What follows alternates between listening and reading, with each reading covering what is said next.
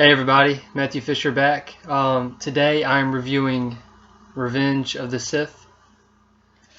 I really like this movie. Um, for those of you that haven't watched my videos yet, this is only my third one, but for the first two, the way I review movies is I look at 5 different categories. Okay, and these 5 categories are plot, writing, cinematography, acting, and pace. Okay. So let's go ahead and jump into the plot of Revenge of the Sith. Revenge of the Sith basically is the first 25 minutes is an action set piece, with the real important part being that Anakin murders Count Dooku when he shouldn't have. He doesn't tell anyone about it, but just keeps it between him and Palpatine, just like the Sand People murdering, or him killing the Sand People for murdering his mother. So they get back to Coruscant. From here, it's just scenes of Palpatine manipulating Anakin.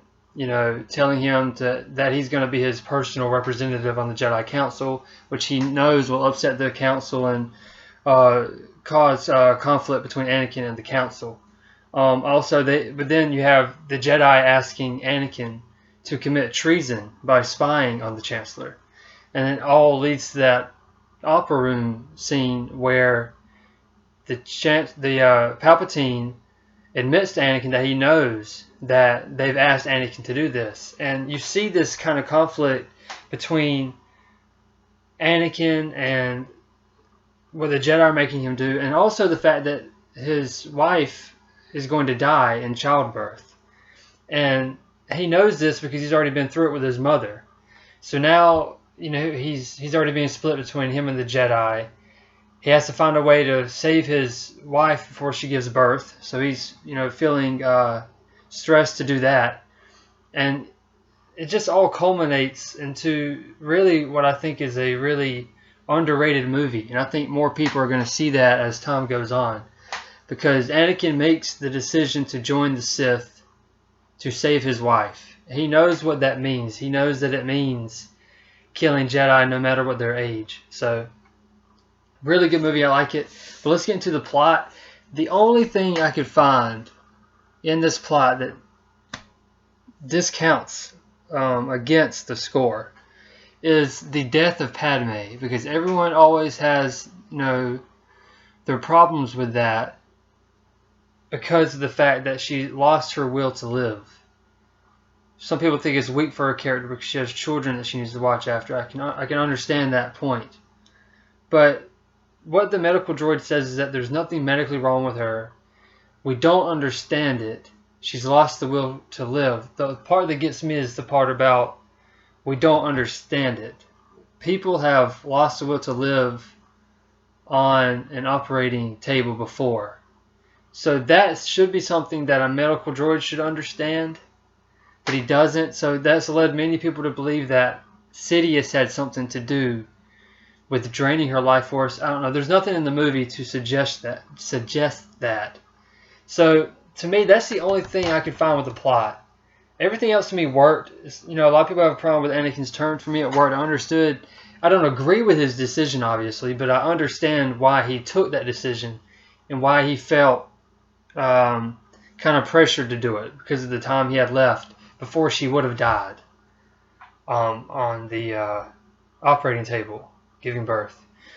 So that's the only thing I could find for the plot. So out of 10, I give the plot a 9. That's the only thing I could find that I had a problem with as far as the plot goes. The plot's it's very simple. It's not as complicated as Attack of the Clones plot, because it really is just manipulation. Really, it's just that after that big 20-minute set piece at the beginning. Okay, so I give plot a 9 out of 10. The next thing is writing. The writing in Revenge of the Sith is the best of the first 3 Star Wars films. Okay, because I believe I gave Attack of the Clones a 7 out of 10 for its writing. The only thing I have for the writing on this movie is once again, this romance. So when Anakin is talking to Padme on that balcony, and they're talking about how I'm only I'm in love only because, no wait, I'm beautiful only because I'm so in love with you. No, I'm so in love with you. It's kind of just pressing the audience's face into the fact that they're in love. It's, it's really just kind of on the nose. And then later, there's a really good scene when Anakin and Padme are talking, and she says, "Do you think it's, we've become what we've been fighting against?" And Anakin says, "That sounds like a separatist." There's bad writing. I like that scene, but there's bad writing at the end where she says, "Hold me like there was nothing but our love." Once again, romance with George Lucas. I had a problem. This is very tiny, but Obi-Wan kicking Grievous when they're fighting. I understand it was trying to go for a comedic effect, but I didn't think that was necessary. And also, once again, romance. Anakin saying, "Have faith, my love," at the end when he goes off to Mustafar. And the worst one for me, when Anakin and Obi-Wan are fighting, and Obi-Wan says that Chancellor Palpatine is evil, but then Anakin says, "From my point of view, the Jedi are evil." I think Lucas is trying to hammer home that thing about points of view that Obi-Wan says in Episode 4. But it makes no sense for someone in that particular argument to say, "From my point of view." I wish they would have just cut that and just left the Jedi are evil, because he has reason to believe that, considering he walked in on Mace about to kill the Chancellor. So that's just bad writing, and I hate that. But that's all I have for the writing. So I'm going to give the writing an 8 out of 10. It's a little better than Attack of the Clones, but I'm going to give it an 8 out of 10. Cinematography, once again, is great with little bits of CGI problems, and where the CGI is bad or where it just isn't necessary at all. The examples I have are, CGI example. Okay, so for example, when Sidious is fighting Mace, and he does that ridiculously unnecessary backflip off of one of those little podiums in his office, and also doing his spin move. I thought the whole choreography, it was choreographed weird with the fight at the beginning of the fight between Mace and Sidious. It was, I don't know, he chose to use the actor. I'm not sure why. I was just shot very weird, and unnecessary CGI in there. Also, when his face is being messed up because of the lightning, I thought the CGI still looks bad to this day in the Blu-ray. And also the babies are CGI at one point when Padme's giving birth. Again, unnecessary. Just unnecessary little moments of CGI. And I thought he did a bad job. The only bad job I found of actually shooting it was when Obi-Wan was knocked out and that thing fell on him. The way it's shot, it looks like it crushes his body and he should be paralyzed. But, if you look at it, it's up against the wall so that it's not crushing him. It's just laying on top of him. But he did Anakin mentions he looks fine after he takes it off of him. But the way it's shot, it looks like he should be paralyzed for the rest of his life. Let's see. Yeah, that's all I have for the cinematography. I have that one shot of that thing landing on Obi-Wan, and then the rest is a bunch of little unnecessary CGI moments. But I gave the cinematography, I think just like the last two, a 9 out of 10. I had to take a point away for these little CGI moments and that thing with Obi-Wan. But other than that, it's absolutely beautiful. It's probably the most beautiful of those first three. The shots and just the colors really pop in this one, really. Like that first scene with Anakin and Obi-Wan in that space battle, it's just really beautiful. The acting, this is also the best acting of the first three in my opinion. The only acting I could find that was not up to par for me was when Obi-Wan was leaving Utapau, and he says, "My clones have turned on me, I need help." And he's talking to Bail Organa. He doesn't sound, I know he's a Jedi Master, but he doesn't sound very surprised or shocked or anything. I watched it a couple times and I thought it was kind of weird that, I don't know, he just seems too calm about that situation. But that's the only thing I found about it. I think Hayden's good. I know he gets a lot of crap, but I think he's good, especially at the end when he's fighting Obi-Wan and he's really giving in to his arrogance and impatience, and when he's on that sandbar with one limb screaming, and I thought he was really good in this movie. That's all I have for the acting, so I give that a 9 out of 10. 1 point for that odd moment with Obi-Wan when he's leaving Utapau. And then the fifth and final category, the pace. The pace. I could not find really anything, obviously I pointed out everything that could be fixed, but I couldn't find any scenes that needed to be there, or that needed to be taken out. And I mean, the movie's already at, I think it's 223 altogether. That's including credits, so it's around 220, 215. And it flies by. I mean, especially like when you finish that first battle sequence and then get back to Coruscant, you're already like 25 minutes in to the movie. And then from there, it's just, like I said earlier, manipulation. Choreography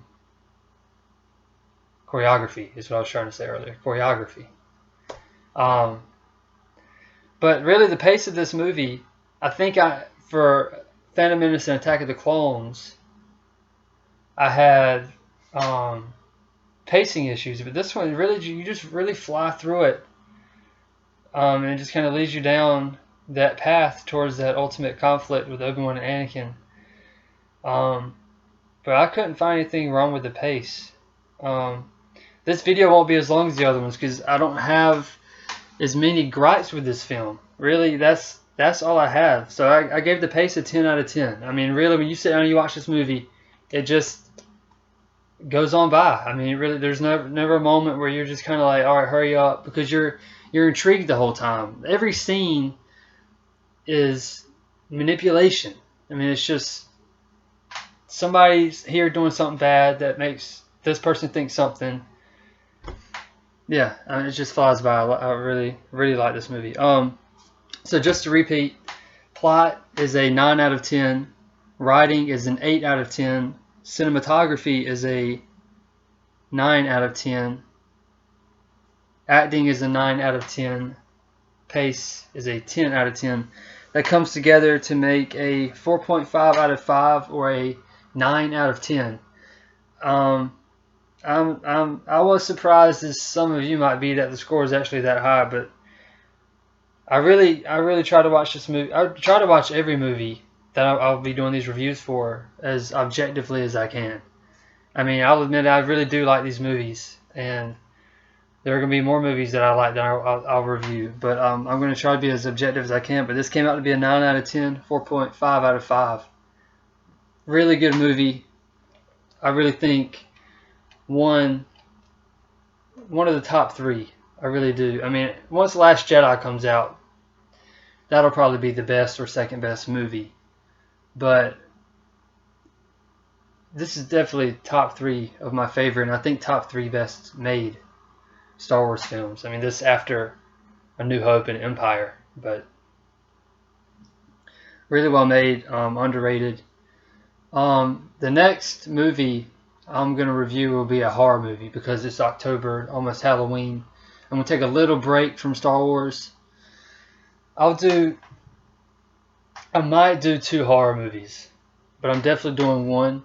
I don't know which one yet, but then I'm going to hop back in. I'm going to go chronologically through Star Wars. I'm going to go Rogue One after this, and then on through the line that we have. But hope you enjoyed the video. Please like and subscribe, and if you do like it, please also share it. That's also important. Please check out my channel page. That's also very important. But yeah, I hope you all enjoyed, and have a good one, guys.